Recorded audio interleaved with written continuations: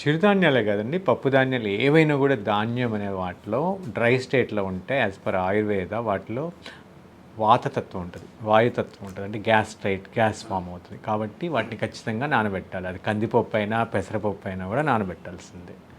చిరుధాన్యం ఒకటే కాదు, ఈవెన్ మీరు బియ్యం వండుకుంటున్నా కూడా వాటిని కూడా నానబెట్టే ఉండాలి. నానబెట్టే వండుతారు, వాళ్ళకి తెలుసు ఆ పద్ధతులు. అంటే గోధుమ వండుతున్నా గోధుమ నానబెట్టి ఎండబెట్టి అప్పుడు పిండి చేసుకోవాలి, అయితే అరగదు అది కూడా అనమాట అంటే. కాబట్టి చిరుధాన్యాలు వచ్చేటప్పటికి మినిమం 4 గంటలు నానబెట్టాలి, మ్యాక్సిమం 7 to 8 hours నానబెట్టుకోవచ్చు. అంటే అంతకంటే ఎక్కువ నానబెడితే ఏమన్నా అంతమంది ఫర్మెంట్ అయిపోతుంది, పులిసిపోతుంది, నీళ్ళలోనే స్మెల్ వస్తుంది, పులిసిపోయినట్టు అనమాట. అంటే జనరల్గా రాత్రి నానబెట్టి ఉదయం వాడుకోవాలి అనేది ఒకటి. ఎండాకాలం వచ్చేటప్పటికి 4 గంటల నుంచి 6 గంటలు సరిపోతుంది. చలికాలం వచ్చేటప్పటికి 8 గంటలు నానబెట్టచ్చు. కాబట్టి మామూలుగా అయితే 4 గంటలు.